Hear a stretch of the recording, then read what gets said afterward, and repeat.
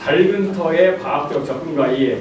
저는 이 밝은 터라고 하는 것을 오늘도 이제 같이 천재들 지내셨지만 어떤 공간, 에너지의 공간이라는 그런 개념으로 이해를 했습니다. 그래서 그러면 이 밝은 터라는 곳이 과연 어떤 곳이냐, 어떤 특성을 갖고 있냐, 이런 측면에서 좀 접근을 해보도록 하겠습니다. 네. 자, 이게 뭔지 혹시 아시는 분 있으신가요? 정말 아름답습니다. 지금 이게 화질이 그래서 그렇지 엄청나게 아름다운 그 사진인데요. 이게 아마 오늘의 결론이 될 수도 있을 것 같은데 혹시 아시는 분 계신가요? 아마도 없을 겁니다. 그러니까 이게 아침 6시에 찍은 거고요. 이게 그날 오후 7시에 찍은 사진입니다. 여기 보시면 이 세 개의 큰 기포가 이렇게 모여있는 거를, 그러니까 이것이 이동을 한 걸 알 수가 있겠죠. 12시간이라는 그런 시간에서. 근데 이것이 뭐냐면 오늘과 같은 그런 에너지 공간에서 나오는 에너지를 저장해서 그걸, 이게 지금 그 LED 불빛, 여기 이게 LED 불빛입니다. LED 불빛을 통해서 물에다 비춘 이후에 나타난 현상입니다. 그러니까 2리터짜리 PET 물병 속에 이러한 기포가 생기는데 더 재미있는 건 뭐냐면 단순히 하나의 기포가 아니라 이 안에 많은 또 다른 기포가 있다는 거죠.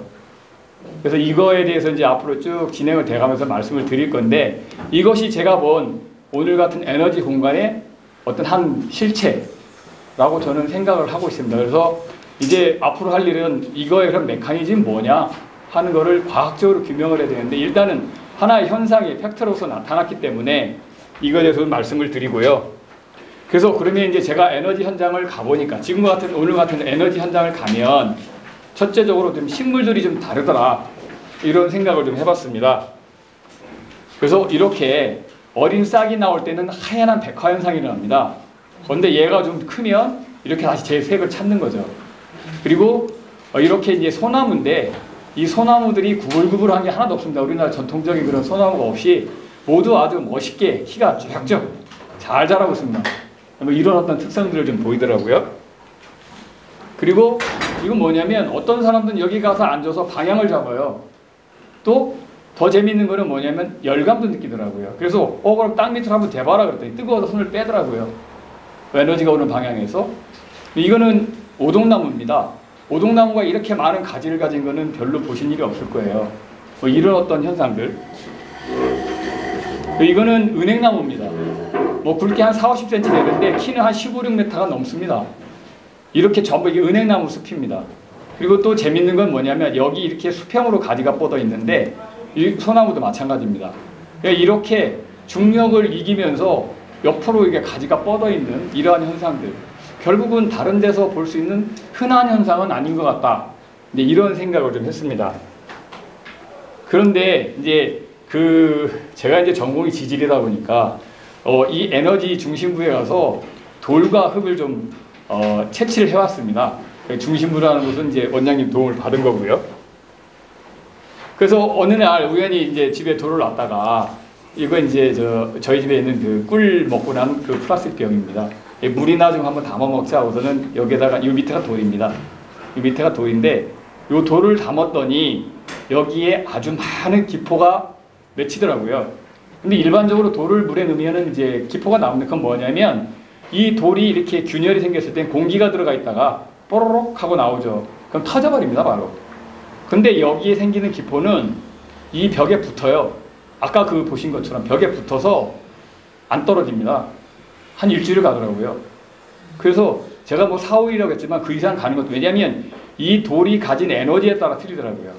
이 돌이 가진 에너지에 따라서 열흘 가는 것도 있고 한 4, 5일 가는 것도 있고 이런 현상이 있더라고요. 근데 누가 갔더니 그거 미생물들이 그럴 수 있어. 그거 돌에 붙어서 한 미생물 때문에 그런 거야. 그러더라고요. 그래? 그래서 이렇게 이제 거기에서 이제 이건 채집해온 흙입니다. 흙을 갖다가 비닐봉투에 넣었죠. 비닐봉투에 넣어서 다시 물병에 넣습니다.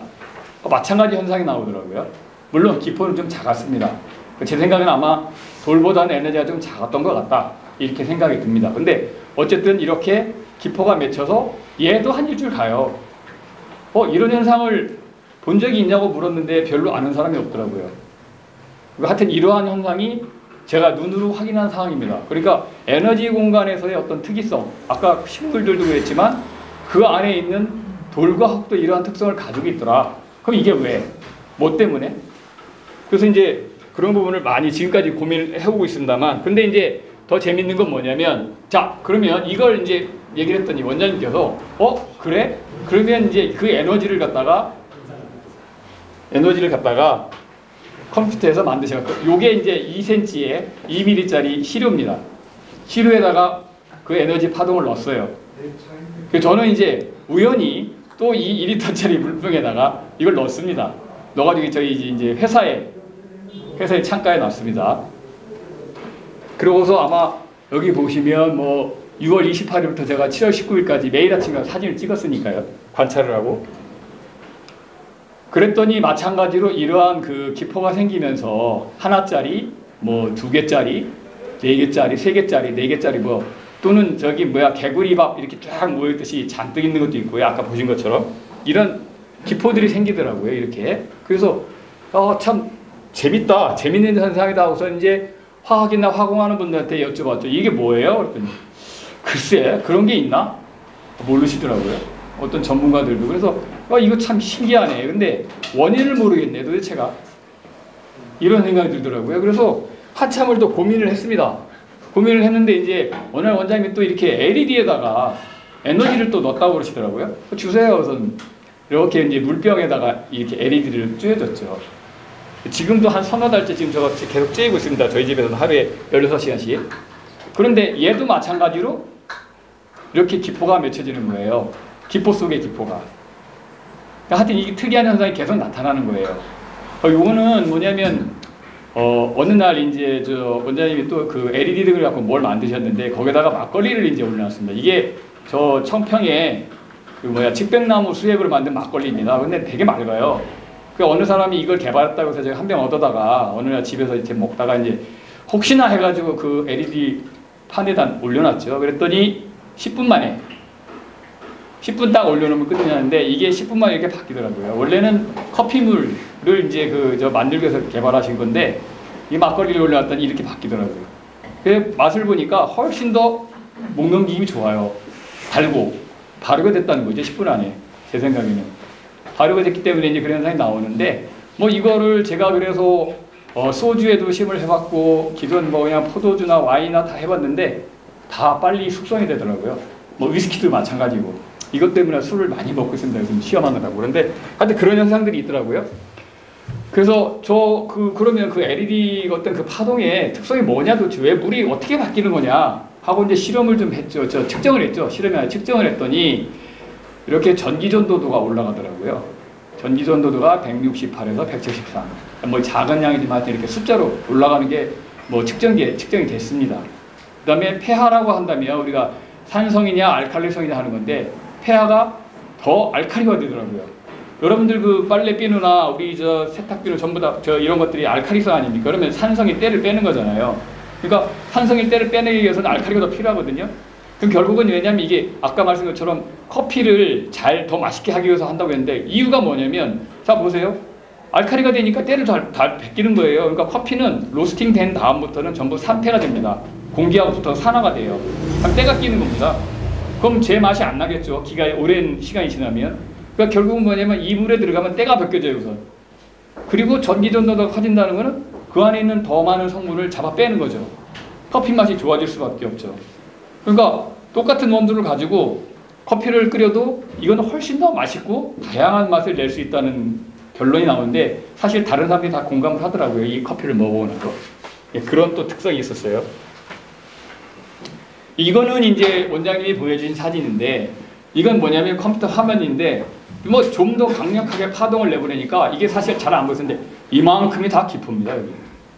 이렇게 아주 많은 양의 기포가 생기는 거죠. 그러니까 에너지의 어떤 강도에 따라서 생기는 기포의 양이나 향상이 달라질 수 있다는 거죠. 그래서 제가 이제 그 느낀 거는 그 어떤 에너지가 존재를 하고 그 다음에 이것이 그 안에서 작용을 한다 이렇게 생각하는데 이유는 모르겠더라고요. 근데 이제 어느 날 뭐 이쪽 저쪽 논문을 찾다 보니까 거품이 만들어지니까 기포가 만들어지니까 거품이라고 얘기하거든요. 거품이 만들어진 이유가 뭐냐? 온도, 압력, 그다음에 이제 뭐 화학 성분. 근데 이 세 가지는 우리가 일반적으로 알고 있는 거더라고요. 뭐냐면 사이다 딱 따시면 압력이 싹 줄어들으니까 거품이 쪼르륵 하고 나옵니다. 그 압력을 높여서 쫙 그 밑에다가 눌러놨던 것들이 탁 터져 나오는 거죠. 그다음에 온도가 올라가면 물이 끓으면 뭐 기포가 나옵니다. 그 왜 그러냐면 산소가 녹아 있어요. 한 10% 정도. 용존산소라고 해서 물에 녹아 있는데 이놈들이 온도가 올라니까 또 이제 쪼르륵 올라오는 거예요. 그다음에 이제 요즘 뭐 그 물 전기분해 한다고 해서 수산화 칼륨 뭐 이런 것들 황산 뭐 칼륨 이런 거 넣어가지고 그다음에 화학약품을 넣으면 또 기포가 나옵니다. 거품이. 근데 이제 마지막으로 제가 찾은 게 뭐였냐면 파동이더라고요. 하나가 파동이 원인이었는데 그 파동에 대한 것이 이제 이게 그 논문입니다. 그러니까 싱가포르에 있는 의사들이 이러한 장치를 마련해갖고 여기에서 파동을 일으키게 해가지고 물에 어떤 변화가 일어나는 거를 이제 그 조사를 연구를 해서 논문을 썼어요. 근데 보니까 이게 이제 그 안에서 만들어진 현상인데 여기가 그 기포의 뿌리입니다. 거품의 뿌리가 여기서 만들어져요. 그러면서 이렇게 타고 올라가다가 이제 에너지를 더 받아갖고 여기서 이제 아주 그 우리가 임계점이라고 하는 강력한 에너지, 얘가 이제 떨어져 나갈 만, 이 기포가 떨어져 나갈 만큼 힘을 받게 되면 떨어 나갑니다. 그래서 이게 기포가 되는 거예요. 그러니까 파동에 의해서 우리가 어떤 파동을 인위적으로 주면 기포가 만들어진다는 거죠. 물속에서. 그런 과학적 사실을 연구를 해서 발표를 했더라고요. 그래서 이게 이제 그 기포가 만들어지는 현상입니다. 아까 그 초음파나 뭐 이제 충격파 이런 걸 줘가지고 만들어진 현상이고요. 결국은 이제 에너지에 의해서 파동이 만들어졌다. 이제 이걸 말씀드리는 겁니다. 그게 이제 우리나라에 있는 연구자도 또 하나 했더라고요. 그 포항군에 있는 교수님이 했는데 이 사람들은 뭘 했냐면, 기포가 강관에 이제 그 유체를 보낼 때 기포가 만들어지면 이게 속도가 늦어집니다. 거품 때문에. 그럼 이 거품을 어떻게 빼야 돼? 그러니까 여기에다가 다시 이제 파동을 주면 이 파동의 힘에 의해서 조그만 그 물방울, 이게 이제 하나의 그 거품입니다. 거품 속에 계속 작은 물방울이 들어가는 거예요. 그러면 이렇게 쌓이죠. 이렇게 쌓이면 이건 물입니다. 이 물이 이제 자꾸 밑에 쌓이니까 얘가 이제 결국 버티다 보다 여기 붙어 있는 힘이 작아지는 거잖아요. 그러니까 떠지는 거예요. 이렇게 떨어져 나가요. 그러니까 결국은 이제 아까 그 앞에 보셨던 사진이 뭐냐면 이렇게 들어가서 이러한 것들이 많이 만들어지는 거예요. 하나의 거품 속에 또 그러한 것들이 만들어져 있다는 거죠. 그럼 그 원인이 뭐? 파동이라는 거죠. 그럼 그 파동 어디서 온다? 아까 넣었던 그 시료입니다. 2cm짜리 시료. 그러니까 에너지, 우리가 말하는 신시, 에너지 공간, 여기서 오는 에너지를 저장을 해가지고 그 저장한 걸 갖다가 물에다 넣었더니 파동이 나오더라 이거예요. 파동 에너지가. 그래서 이 에너지 공간에는 이러한 파동이 존재를 하고 있구나. 이거를 제가 이제 실질적으로 느껴본 거죠. 이거는 확인을 한 거죠. 그래서 이제 우리가 그러면 이 원인들이 뭐냐 하고 생각을 많이 해봤습니다. 그래서 우주선, 이게 우리 사람 타는 우주선이 아니고요. 우리 지구에는 엄청나게 많은 그 별이나 태양으로부터 많은 그 입자들이, 그러니까 먼지들이 날아오고 있어요. 근데 엄청난 속도로 날아옵니다. 얘네들이 빛의 속도로 날아오니까요. 그럼 이놈들이 날아오다가 결국은 이제 우리 지구에 오면 그 자기장이 지구를 막고 있습니다. 그 자기장에서 튕겨 나가는 것도 있고 또 뚫고 나오는 것도 있고, 그러다가 이제 공기 중에 오면 또 공기 중에서 이놈들이 막 또 부딪히면서 이제 막 분열을 하는 거예요. 붕괴가 이제 부서지는 거죠. 원래 에너지 가져온 게 이제 공기와 마찰 때문에 부서지는데, 그러고 이제 그래서 나온 게 뭐냐면 여기에 양자라든가 입자, 이게 이건 전자는 이건 우주에서 오는 겁니다. 오다가 대기권에 와서 이제 붕괴가 되면서 파이온도 만들어져, 양성자, 중성자, 미온, 전자, 광자 막 이렇게 만들어져요. 근데 얘들이 이제 공기 중에서 막 부딪히다가 안 될 놈들은 다 이제 사라져 버리는 거죠. 그러고 남는 게 뭐냐면 미온이 대부분이거나 아니면 광자나 중성자나 이런 것들이 남아서 지각이 온다는 거죠. 근데 이 미온이라는 게 이제 우리가 요즘 뭐 양자과학 하는 거, 이게 소립자라는 거죠. 소립자인데 이게 크기가 얼마냐면 한 10의 마이너스 15제곱 뭐 미터? 뭐 이 정도 되는 것 같아요. 근데 하여튼 이렇게 해서 이러한 어떤 미온이 지금 얼마나 오냐면 지금 사람당 5,000개가 1분에 통과를 하는 겁니다. 이 모든 사람한테. 이 정도로 통과가 됩니다. 계속입니다. 이거는. 밤낮을 구분 없이. 평생을. 지구나 이 우주가 존재하는 한 항상 이렇게 옵니다. 그래서 이거는 뭐 잠시 오는 게 아니라 눈이 뭐 겨울에 오다 말듯이 잠시 오는 게 아닙니다. 항상 와요. 이 건물들 뚫고 내려갑니다. 지하 800m, 1km까지도 이게 내려갔습니다. 그런 논문들이 있더라고요. 제가 간 게 아니고 실질적으로. 그 또 더 재밌는 건 뭐냐면 우리 이제 태양계가 우리 지구는 태양을 돌고 있지만 태양도 은하를 돕니다. 이 우리 은하라는 걸 도는데 재밌는 게 뭐냐면 얘는 놀이터 그 회전목마처럼 위로 올라갔다 내려왔다 하면서 뺑 돌아요. 그냥 우리 지구처럼 반드시 팽팽하게 도는 게 아니라 올라갔다 내려왔다 하면서 돌아요. 그러니까 뭐냐면 그 주기가 1억 2,400만 년이라는 겁니다. 이렇게 한번 올라갔다 내려와서 이렇게 밑에 내려왔다 올라가는 원 위치로 하는데 1억 2,400만 년이 걸린다는 거예요. 근데 문제는 뭐냐면 얘가 이렇게 위로 올라갈 때에는 우리 지구에 미온이 많이 온다는 거죠. 우주선이. 근데 그게 작은 그 방사능이에요. 하여튼 그게 많이 온다는 겁니다. 그 다음에 여기 이제 6,200만 년은 그게 별로 안 온다는 거죠. 근데 재미있는 건 뭐냐면 이 미온이라고 하는 것이 요건 이제 우리 지구도 마찬가지로 이 고위도 쪽, 북극 쪽에서는 많이 내려오고 이 적도 쪽에는 적게 들어온다는 거예요. 에너지가 큰 놈만 들어온다는 거예요, 여기는. 왜냐면 뚫고 들어오기가 힘들어서. 힘이 더 필요해서. 그리고 이거는 이제 얘네들이 이렇게 내려와서 우리 이제 그 땅에 오면 땅에서 그 중성자나 미온이라는 것이 계속 그 다른 돌들을 갖다가 괴롭힙니다. 괴롭혀갖고 거기서 뭘 만들어요. 우리 동위원소라고 그러는데 하여튼 그걸 많이 만드는데 겉에 한 30-40cm 그 표면에는 전부 중성자라는 게 그 역할을 하고 밑으로 내려갈수록 지하 한 3m 쪽으로 내려가면 전부 미온이 그 역할을 합니다. 그 중성자 괴롭힌다는 역할을 미온이 합니다. 이제 이런 그 연구들을 해서 제가 그냥 표를 하나 넣은 건데 그림을 넣은 건데요. 근데 이제 우리가 그 에너지장이라고 하는 곳에 미온을 재봤어요. 그랬더니 다른 여기 이제 대구에 있는 경북대학교가 기준점이 되겠고요. 그것도 이제 그 에너지장이 있는 곳 주변하고 해봤더니 큰 차이가 없더라고요. 이게 많이 그 차이가 나는 게 아니라 일반적으로 내리고 있어요. 그래서 근데 이 미온이 어떤 역할을 하냐면 재밌는 게 이놈들이 이렇게 하늘에서 내려오다가 우리 몸에 특정 단백질에 있는 질소 원자 이게 지나간다는 거예요. 거기에 이제 정착을 한다는 거예요. 근데 얘 다행인 건 뭐냐면 얘 수명이 220만 분의 1초입니다. 220만 분의 1초면 뭐 순간도 아니고 아주 짧은 시간에 없어지는데 얘들이 그냥 사라지는 게 아니라 마이너스인 전자나 플러스인 전자로 바뀐다는 거죠. 그래서 우리 몸의 DNA나 세포에 영향을 준다는 거예요.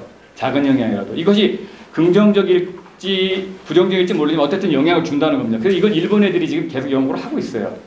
그리고 또 하나는 뭐냐면 이 우주의 모든 생명체들은 미온이라는 거에 의해서 뭔가 변화가 되고 있다. 그러니까 이 미온이라는 놈이 뭐냐면 지속적으로 온 세계 우주에 있는 이런 생명체들은 괴롭히는 거예요. 어떻게 보면. 그냥 안 둬요. 잠시도. 계속. 초당 수백 개가 우리를 통과하니까 어쨌든 잠시도 그냥 안 둬요. 근데 그게 뭐냐면 우리가 이제 오른손과 왼손잡이, 왼손잡이가 있는데 왜 그런지는 몰라요. 근데 이제 이 사람이 얘기한 건 뭐냐면 우리 몸에 어떤 아까 미온이 막 지나가다가 수십억 번을 뭔가 작용을 해가지고 이게 돌연변이를 일으켜서 유전이 된다는 거죠. 그게 사람이든 동물이든 식물이든 어쨌든 우주에 있는 생명체든 유전자를 갖고는 다 그 작용이 이제 거기에 적용이 되는 거예요. 돌까지도 바뀌잖아요. 돌에 있는 원소를 갖다 바꿔버리니까 이놈들이. 어쨌든 미온이 이 우주상에 있는 모든 걸 갖다가 내가 괴롭힌다고 봐야 될지 아니면 이롭게 하는 게. 근데 이 사람의 입장을 보면 어떤 그 논문들 보면 이롭게 하는 것도 있고 또 해롭게 하는 것도 있고 그런 것 같아요. 근데 그건 이제 때마다 다른 것 같아요 보면. 이제 그런 부분들인데 어쨌든 미온이라고 하는 것은 우리가 뗄래야 뗄 수 없는 필수 불가분의 그런 관계인 그러한 어떤 하나의 소립자 이런 개념으로 사시면 될 것 같습니다. 그래서 그 작용인데 결국은 이것 때문에 제가 에너지장을 다니면서 엄청나게 건강이 많이 좋아졌다고 저는 생각을 하거든요. 왜냐하면 뭐 소화불량도 없어지고요. 뭐 하다못해 시력도 좋아지고요. 제가 당뇨를 지금 가지고 있는데 정상치가 3개월 전부터 약을 안 먹는데 거의 정상치입니다. 그러니까 식전 혈당이 100 미만으로 나오기도 하고요. 식후 혈당은 거의 120 전후고요. 그러면 제가 지금도 뭐 병원 다니지만 성공한 거죠, 사실은요. 그다음에 머리카락도 약간 짙어졌어요. 이 머리카락이 저뿐만 아니라 제 동생도 짙어졌어요. 그러니까 그러니까 저는 생각합니다. 지금 제가 이게 4월 28일부터 먹기 시작했으니까 6개월, 이제 7개월째 들어가죠. 한 1년 먹으면 훨씬 더 좋아질 것 같아요, 정말. 제 몸의 모든 것을 다 회복시킨다고 제가 생각하고 있거든요. 그래서 정말 아까 신시라고 하셨잖아요. 그러니까 이 신시라고 하는 거기에 흐르는 그 에너지들이 얼마나 우리를 저는 회복시킨다고 생각하거든요, 지금. 회복시킨다고 생각하는데, 그러한 역할을 한다고 보고 있어요. 이 미온이라는 게 이제 그런 작용을 한다고 저는 보고 있는데, 그러니까 이제 이게 뭐냐면, 아까 뭐, 이제 앞으로 할 것 때문에 그런데, 이 돌들이, 아까 이제 그 얘들이 돌을 괴롭힌다고, 사람은 이제 그렇게 끝났고, 돌들을 괴롭힌다고 그러잖아요. 근데 돌에는 뭐가 있냐면, 이 S라인 주소가 있습니다. 모래입니다, 모래. 모래의 주성분. 그리고 이제 뭐 알루미늄 같은 것도 있고, 뭐 산소도 있고 그런데, 어쨌든 제일 많은 게 SI, 그 규소라는 거 하는 거고, 제일 많은 거, 더 많은 건 산소지만, 산소 다음에 이제 규소가 있지만, 이 모래지만, 모래가 우리 그 땅을 이루는 많은 그 어떤 돌들의 가장 중요한 구성 원소로다가 돼 있어요. 근데 이것이 이제 상당히 중요한 역할을 하게 되는데, 그러니까 이게 보면 이게 아까 그 규소가 석영이라고 합니다. 우리 석영 뭐 옛날 수정, 석영 뭐 이렇게 하고 수정 결정도 키워보기도 하고 뭐 거기다 애들은 오줌도 싸고 그랬었는데 얘들은 지금은 안 그럴 것 같은데, 근데 이 석영이 많으면 열을 빨리 전한대요. 이런 특성이 이제 천연에 있는 거예요. 천연의 암석들이, 천연의 돌들이 석영이라는 게 많아지면 열을 빨리 전한다는 그러한 논문들이 있어서 하나 정리를 해봤고요. 근데 이제 이게 뭐냐면 이 모래가 아까 그 뮤온이 와서 때리면 많은 다른 그 종류들을 만드는데, 모래의 종류가 몇 가지냐면 24가지인가 돼요. 그러니까 이게 이제 24가지의 종류가 있는데, 그 중에 그 28번, 29번, 30번이라는 모래가 상당히 그 특성을 좀 가지고 있습니다. 그러니까 이놈들이 뭐냐면, 아는 분한테 물어봤더니 우주기원이래요. 우주에 많은 먼지 가스들이 있을 때 얘들은 그때부터 있었는데, 얘네가 지구가 만들어질 때 일로 들어왔다는 거죠. 들어와서 이놈들이 지금까지 계속 작용을 하는 거예요. 근데 참 재밌는 게 이놈들이 이제 나중에 어떤 특성을 좀 갖고 있는데, 보면 이게 뭐냐면 열전도율이 좋다는 거예요, 얘들이. 열전도율이 좋아서 기존보다 한 8% 정도의 열 효율이 있고, 좀 더 낮은 온도에 가면 1000배 정도까지. 1000%니까 뭐, 10배면 100%, 한 개 100%인 거예요. 한번 100배 정도 되겠네요. 그래서 이렇게 더 효과가 있을 수도 있고, 여기에 이제 양자현상이라는 게 있거든요. 양자현상까지 여기서 일어난다라고 하는 이런 논문들이 있더라고요. 그래서, 근데 비싸다. 이게 비싸다는 거예요. 이걸 만들기가 비싸다. 이제 이런 내용이고요. 근데 이것이, 지금 이제 우리가 뭐, 핸드폰도 쓰시고, 아주 큰 PDP, 하여튼 텔레비전도 보시고, 그 다음에 뭐 이거저거 다 하시는데, 이 반도체들은 열이 많이 나면 효과가 떨어진대요. 그래서 그 열 전달이 굉장히 중요한데, 그래서 아까 그 28이라는 그 모래를 쓰면 엄청나게 효과가 좋아진다는 거죠. 그래서 그런 부분이 있고, 또 어떤 통신 쪽에도 그런 게 있고, 또 뭐 원자력 쪽에도 쓸 수가 있고, 또 이제 앞으로 뭐 양자 컴퓨터라고 만들어지는데, 이거에도 엄청나게 필요한 그런 어떤 요소로, 재료로서 쓰일 수 있다라는 이제 그런 내용들이 있더라고요. 그래서 이게 이제, 이건 외국에 있는 회사에서 이걸 만들고 있습니다. 아까 얘기했던 모래 28번을 갖다가 28번 모래를 만들고 있는데, 그래서 28번 모래, 29번 모래, 30번 모래가 다 이게 외래 우주기원이라고 했잖아요. 근데 제일 많은 게 이제 28번 모래가 92%고, 29번 모래는 5%고, 30번 모래는 3%랍니다. 그래서 이제 이런 구성이 지금 우리 지구를 이루고 있는 거고요. 모래를 갖다가. 근데 이제 아까 보신 것처럼 열전도의 효과들이 좋더라. 이게 0도씨라고 그러는데, 이건 뭐냐면 절대온도라는 게 있는데 마이너스 273도가 이제 거기서 그 0도래요. 그래서 이제 이런 식으로 보면 이제 아까 그 낮은 온도로 가면 더 효과가 좋은데, 이게 이제 우리 상온에서 이렇게 작동을 해야 되니까, 그래서 한 8% 정도는 이렇게 효과가 있다, 이제 그런 내용이고요. 이거는 기존의 모래로 반도체를 만들고, 이거는 28번 모래를 만들었을 때 더 열전도 효과가 좋더라 하는 이제 이 내용입니다. 그게 이 폰원이라는 것은 이제 저희가 가야 될 부분이 이제 어떤 양자과학이라고 하는 어떤 그런 영역까지도 가야지만 해결을 해야 되는 부분인데, 참 가야 할 길이 멀거든요. 이게 뭐냐면, 우리 포항에 가속기 있잖아요. 엄청나게 큰 힘으로다가 갖다 입자를 때려가지고서 나오는 입자들을 통해서 해야 되는 건데, 그런 어떤 현상까지도 저희가 봐야 될 그런 부분들이거든요. 근데 이제 저희가 생각하는 건 뭐냐면, 자, 그럼 이거를 너무 이렇게 어렵게 생각하지 말고 한번 파동의 힘으로 바꿔보자. 이 내용입니다. 파동의 힘으로 바꿔서 이게 이제 향후에 뭐냐면, 앞으로 워낙 늘어나야 될 그런 지식의 양이 많아가지고 이 반도체 소재가 부족하다는 거예요. 그래서 새로운 반도체 소재도 필요하고 하니까, 이거를 우리가 기존에 있는 그냥 모래 가지고 만들어주면, 그 효과를 할 수 있는 걸 만들어주면, 할 수는 있지만 비싸니까 우리는 싼 방법으로 경쟁력 있게 만들어지면 좋지 않냐 하는 그거를 지금 이제 아까 그러니까 파동을 가지고 우리가 어떤 그 신시의 에너지의 그걸 입증했듯이 또 이러한 것을 통해서 그런 걸 한 번 더 구현해보자 하는 건데 현재는 그래서 내화제가 있습니다. 아주 높은 온도, 뭐 저기 용광로라든지 아니면 다른 뭐 이렇게 금속들 여기서 쓰는 그런 곳에 쓰이는 게 내화제인데 이거를 갖다가 우선 대체해보는 거를 지금 실험을 하고 있습니다. 파동을 넣어서 그 자체를 갖다 높이는 걸 실험을 하고 있는데 이런 식으로 해서 저희가 우리나라에 이제 지금 반도체가 우리나라의 캐시카우라 해서 먹고 사는 문제 해결해주고 있거든요. 절반 이상은. 그러면 그것이 무너지면 안 되니까 우리가 좀 더 세계적으로 먼저 우선권을 가질 수 있는 그러한 쪽으로서 이거를 한번 만들어보는 게 어떻겠냐 하고서 지금 나가는 방향 중에 하나거든요. 그러니까 지금까지 해오신 게 많이 있는데 과학적으로 한번 이렇게 접근을 해서 우리가 이러한 것을 해보고 그러면 이걸 통해서 간접적으로 아까 말씀드렸던 신시의 에너지라든지 이런 것들이 좀 더 가깝게 사람들한테 얘기할 수 있지 않겠는가 하는 그런 생각을 하거든요. 그래서 또 하나는 이제 자연계의 그 28번 모래에 이거를 어떻게 우리가 파악을 해야 될 거냐 하는 그 문제가 남아가지고 하고 있는데 그래서 이거는 이제 우리가 그 지질도라고 하는 겁니다. 이제 우리가 지도를 보면 여기에 뭐 무슨 저 서울이 있고 뭐가 있고 이렇게 쭉 그런 게 나오는데 여기는 뭐냐면 여기는 무슨 함소로 구성이 돼 있고 여기는 무슨 함소로 돼 있고 이건 노라는 건 충접층입니다. 다 풍화가 돼 갖고 뭔지 모르겠어 하는 데고 이거는 이제 저희가 이렇게 쭉 검은 선을 쳐놓은 거는 이게 석영 반함이라는 거라고 해서 석영이 많습니다. 아까 모래가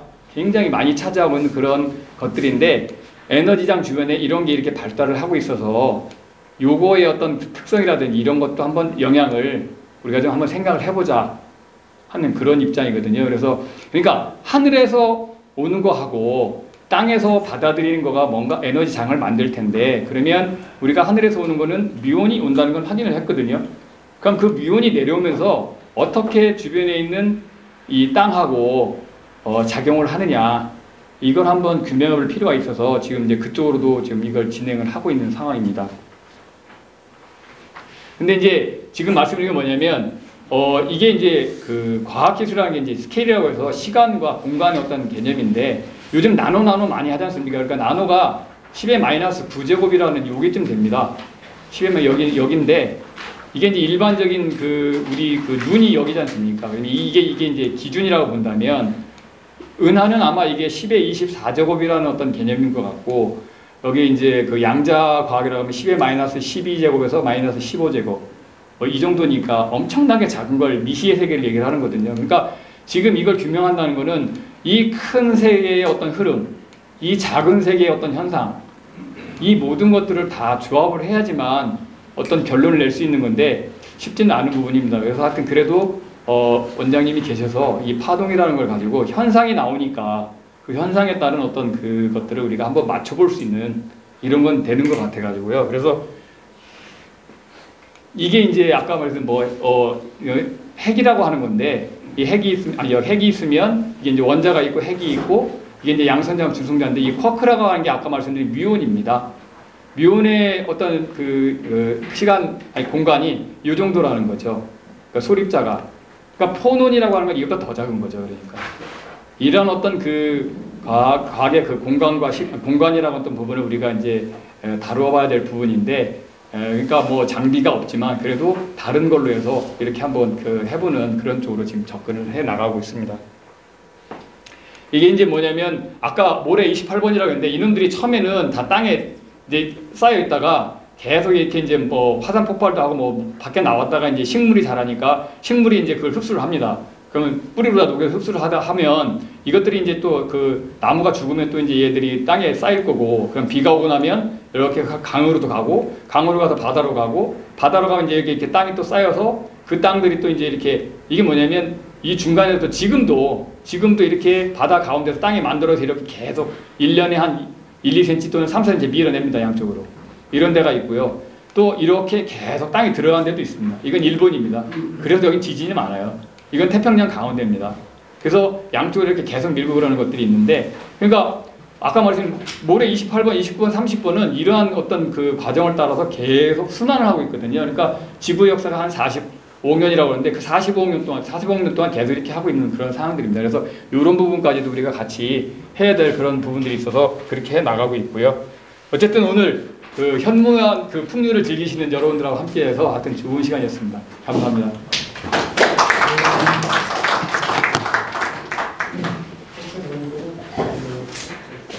안녕하세요. 오늘 종합 토론을 맡은 김현입니다. 제가 이 시간에 나온 것은 일단 종합 토론을 하려면 발표하신 분들의 발표를 잘 기억했다가 두루두루 이렇게 기회를 드려야 되는데 제 기억력으로는 도저히 이거를 다 기억할 수 없을 것 같아서 한 분 발표할 때마다 한 분 토론하는 거로 이렇게 생각을 해봤습니다. 이렇게 큰 불만 없으시죠? 예, 그렇게 하겠습니다. 자, 오늘 저희들 풍류인 현명한 길을 걷는 사람들 3차 가을대회 4분의 발표를 준비했습니다. 그래서 이제 첫 번째로는 지금 막 발표를 하신 정현희 박사님이시죠. 두 번째로는 풍류도의 역사적 맥락과 핵심 사상, 우리 이 모임에 제가 생각보다 여기 아까 포크라고 있었는데 이 모임의 포크 역할을 하는 우리 정 원장께서 두 번째 발표를 하시고요. 세 번째로는 천부 풍류도의 박광구 대표님, 풍류도와 천부경 박 대표님이 누구시죠? 예, 반갑습니다. 제가 알고 있어야지 대답 진작을 했습니다만 세 번째 발표하시고요. 네 번째로는 지난 봄에도 오셔서 좋은 발표를 해주신 걸로 제가 기억이 되는데 항공대 우실하 교수님, 예, 반갑습니다. 그래서 네 분이 발표를 하겠습니다. 그래서 이제 첫 번째 발표를 여러분 들으셨는데 좀 질문을 좀 한번 해보시죠. 아니 저기 우주선 기운을 받으시더니 웃음이 나오시네요. 예. 아주 기분이 좋죠. 뭔지는 모르지만 어쨌든 기분은 좋습니다. 예? 좋은 기운 거기서 받았어요. 예. 자, 그러면은 정현희 박사님이 우주인의 입장에서 지금 발표를 하셨습니다. 그래서 질문을 받기 전에 이게 무슨 말인지 한번 짧게 간략하게 한번 좀 설명을 좀 해주십시오. 이도 선생님이 발표하신 거를 간략하게 우리 대중들이 알아듣게. 예. 아까 원장님 자꾸 이야기하셨거든요. 원장님이 아주 많이 나오기 때문에 어떻게 지금 내셔야 됩니다. 일단 박수 한번 쳐드리자고. 이제 저희가 이제 저는 이제 그런 공간을 신시 공간, 그래서 이제 밝은 터, 그러니까 밝은 터의 한자적 표현이 신시지 않습니까? 그래서 우리가 밝은 터를 다른 말로 배달, 박달. 그래서 우리가 배달의 민족인데 이제 경주만 해도 이제 그런 자리가 13개가 구성돼 있어요. 그다음에 한성백제가 있었던 이제 하남에도 13개의 장이 있습니다. 제가 북한은 못 가봐서 모르겠고, 근데 만주 요동에 가면은 이제 우리가 고조선의 수도라고 하는 아사달 추정 지역에 가면 거기도 이 장이 13개가 있는데 재밌게도 이제 유물들이 발견이 돼요. 근데 중국 사람들이 팠더니 동이족게 나오니까 다 엎어버립니다. 근데 그런 데 갈 때마다 이제 오늘 우리가 갔던 것 같은 에너지 장 속에 있더라라는 거죠. 근데 이제 그 에너지 장을 활용해서 거짓말처럼 이제 병원에서 암 환자들이 막 낫고 있어요. 저는 의사가 아닌데 제가 이제 제공을 해주는 거죠. 그러면 이제 의사들이 이게 정말 좋네. NK 세포가 4기 암 환자가 1,500이 넘어버렸네? 그러면 결국 낫는 거 아니겠어요? 암세포 다 잡아먹으니까. 그래서 어쨌든 이런 신체에 굉장히 좋다. 그리고 우리가 이제 저런 데서 이제 명상을 하게 되면 이제 또 굉장히 좋거든요. 이제 불교에서는 만공스님이 도인이 만들어지기 위해서, 진리를 깨치기 위해서 필요한 3요소가 첫째가 도사, 둘째가 도반, 셋째가 도량인 것 같죠? 도량을 1번으로 꼽습니다. 만공스님. 그래서 나는 뭐 좋은 절에서 공부하라는 건가? 근데 그게 아니고 거기 뭐라고 써있냐면 천지의 기운이 합이라는 도인나는 자리가 있다 이렇게 돼 있는 거죠. 근데 이거 너무 길어지고 어쨌든 그러한 이제 아주 좋은, 우리는 그냥 기가 좋아 이렇게 얘기하지만 실질적으로 기라고 하는 거는 그냥 우리가 잘 모르면 다 기라고 해버리는 거예요. 근데 실제로 그렇지 않아요. 굉장히 물리적으로 이게 질량이라든지 빛이라든지 이게 변화가 일어나는 곳이에요. 옛날에 우리가 이거 기 있는 거야 그럼 그런 건 아무리 과학적으로 측정해도 답이 안 나와요. 근데 이런 장소에서는 항상 과학적인 증거가 나타나거든요. 그래서 그런 것을 지금 박사님 또 입자 물리학 하시고 양자 화학 하시고 이런 분들이 지금 관심을 가지시고 한 발짝 한 발짝씩 이게 지금 증명해서 그거를 이제 산업적으로도 쓸 수 있고, 만약에 지금 아까 얘기하신 SI28 반도체를 우리나라가 아주 쉽게 생산할 수 있다면 전 세계를 다 장악하는 겁니다. 그냥 아무 열전도가 좋대요. 그러니까 이게 이해가 안 되지만 아주 쉽게 얘기하면 그게 되는 순간 우리나라는 전 세계를 다 장악할 수 있어요. 그 정도의 어마어마한 건데 그것의 소스가 실은 이제 신시 에너지장이다. 이제 이걸 말씀하십니다. 예. 감사합니다. 역시 이쪽 언어로 얘기를 해야 또 편하게